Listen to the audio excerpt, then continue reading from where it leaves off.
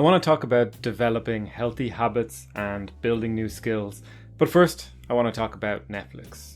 Imagine there's a new Netflix series out and everybody's talking about it. The show is apparently the best TV series that has ever been made. So naturally, you are going to want to watch it. Season 1 is now available. It has 20 episodes and they are 1 hour each.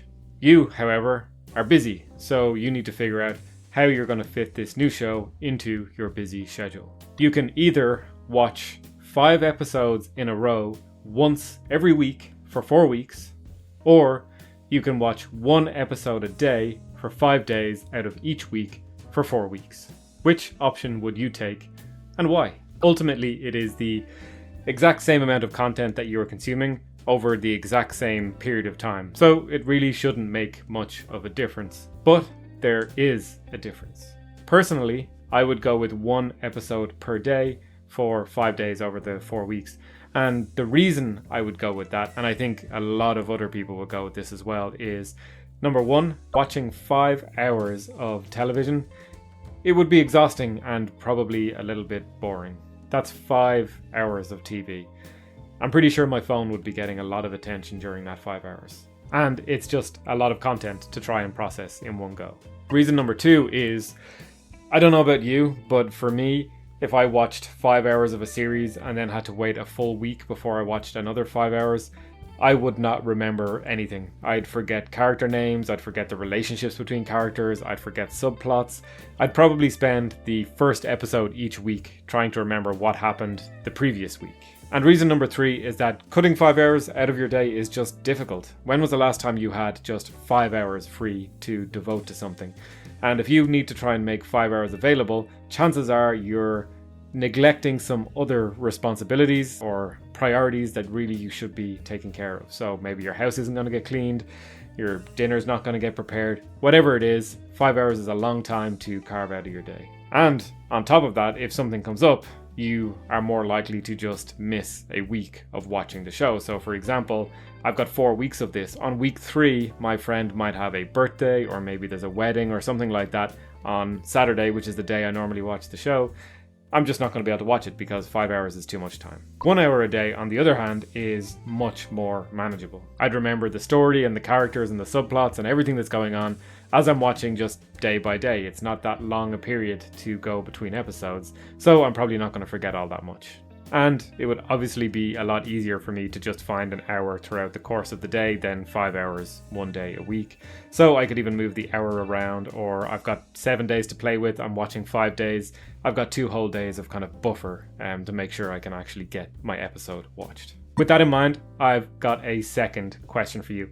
I want you to do me a favor and think about something that you are particularly competent in. Some skill that you have, something that you can do very well. Maybe you can play the guitar, maybe you can program computers, maybe you know how to fix a car, maybe you know how to bake cakes, maybe you're able to design websites, maybe you're amazing at Fortnite or League of Legends or some other game like that. Whatever it is, think about some skill that you have, something that you are good at. Now, imagine that I was to come up to you and say, "Hi viewer," because I don't know your name, "I'd really like to learn that thing that you are really good at. Can you teach me how to do it? How should I approach learning that thing that you are an expert at?" Well, it should be pretty straightforward. I'd imagine that you would tell me to practice. But I've got a follow-up question. I've only got 4 hours per week that I get to devote to learning this thing that you are really good at. So my question is this: should I spend 4 hours 1 day a week, or should I spend 30 minutes every day of the week practicing? So I can do 30-minute blocks every day, or 1 day a week spend 4 hours. What would your answer to that question be? Again, apply this to any skill that you have. The actual skill itself doesn't really matter. You're probably starting to see a bit of a trend emerging here. As far as I can tell, the right answer for most things seems to be do a little bit every day rather than a big burst from time to time. Little bits of work spread out over larger periods of time just seems to be the better way to approach large tasks. In other words, be consistent in your efforts over time. Consistency is a superpower. It's what allows a gentle stream of water to carve through solid rock. Without consistency, none of us would have ever learned to walk or talk or read or write. But consistency is also dangerous. If you smoke consistently, for example, you'll probably end up with lung cancer. If you eat heavily processed foods consistently, chances are you will end up with a whole bunch of health concerns related to that, like diabetes or cardiovascular disease. And one of the problems that we have living in the modern world is that it's really easy to do things that are bad for us consistently, and it's really hard to do things that are good for us consistently. Why? Well, that's because we are hardwired to love convenience. And we really fucking love convenience. It's not a coincidence that giving you next day delivery on any product that you can imagine made Jeff Bezos one of the richest people in the world. Amazon have spent a lot of money making it so that the service they provide is as convenient as possible. Because that's what we want, and we don't really care how badly they treat their employees, we don't really care how badly they treat the environment, we love the convenience. That's why they are as successful as they are. But that's a discussion for another day.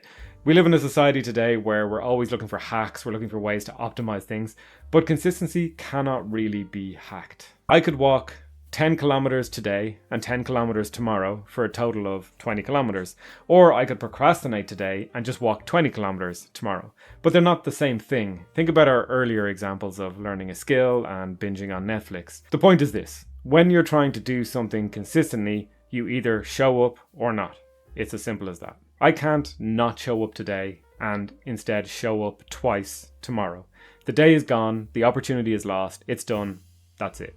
Similarly, I can't live unhealthily for the next 10 years and make it up by living doubly healthily for the following 10 years. I've learned this lesson the hard way because when you have a chronic condition like arthritis, it requires chronic intervention. You don't get to do whatever you want and then fix the consequences of doing that by cramming a load of healthy activities into one day out of the week. It just doesn't work. You need to be consistent and need to live a very specific lifestyle. Or I do, because that is my condition. That might not be a concern of yours. So at this point, I hope we've established that if you were to advise someone else on how to learn a skill, that they should be consistent over long periods of time rather than trying to cram a lot of activity into small, highly motivated bursts. And even when it comes to binging Netflix, this seems to be the better approach.